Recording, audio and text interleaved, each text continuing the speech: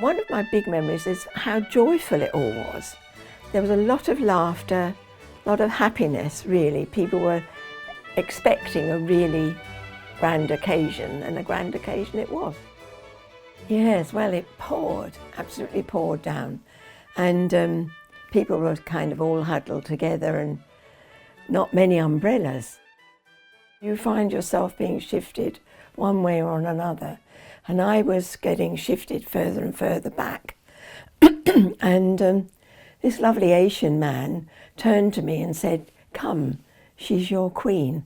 This was just as the parades were starting. So he took me and stood me on the curb next to his family, which was wonderful. After the war, where there'd been such a lot of restrictions and life was very meagre, I mean, hand-down clothing and stuff, we got used to it. And people were a bit critical. But here we were, you know, flags and bunting and uniforms and horses and luxury. That's what it felt like, a day of sheer luxury. You know, that smile was always there, but underneath there must have been a lot of big challenges for her. And she was a young mother, young children, and her father's death was sudden. But of course she was well prepared, thankfully.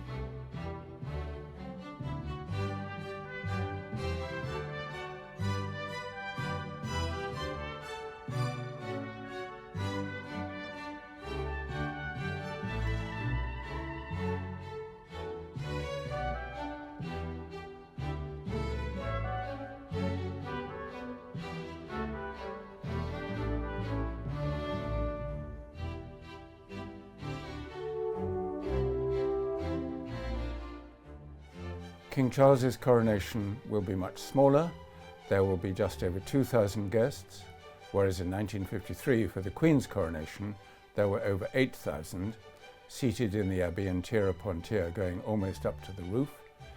And you can describe the 1953 coronation, if you like, as the last hurrah for empire, because Britain then still had colonies all around the world, and many of the guests who came from those colonies in countries of what is now the British Commonwealth.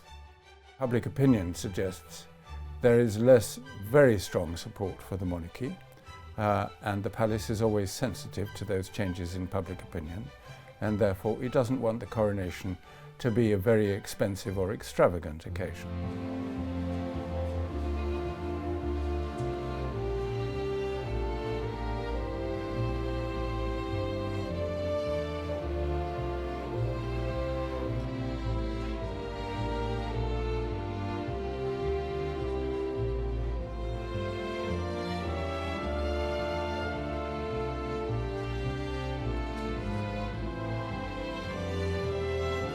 I would expect this to be a very spiritual event because King Charles himself has a very strong religious belief.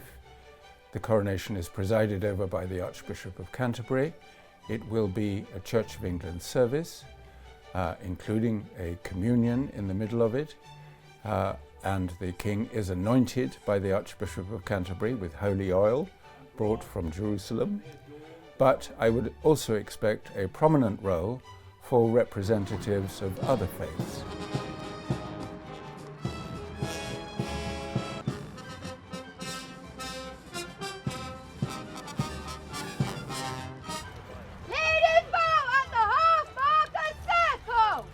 I'm fairly comfortable our horses are ready for procession work. They've done quite a lot of it over the last 12 months, but it's just getting them used to the different noises and sounds and bands that they'll experience on the day.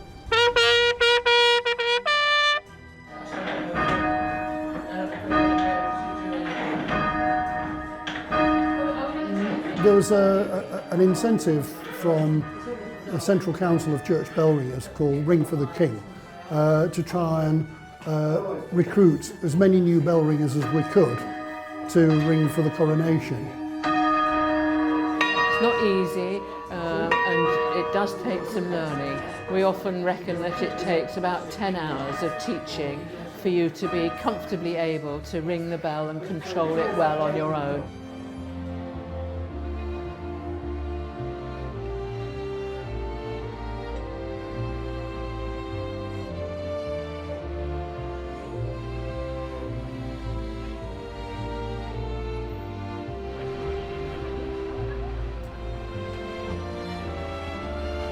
I think a lot of people my age don't really like, it's not like that we don't care, it's just kind of not important to us. It's just one of those things that's happening again. It's just nothing really special to us because I don't think we were raised with the idea of the royals being something amazing. It was just kind of something that was in our country.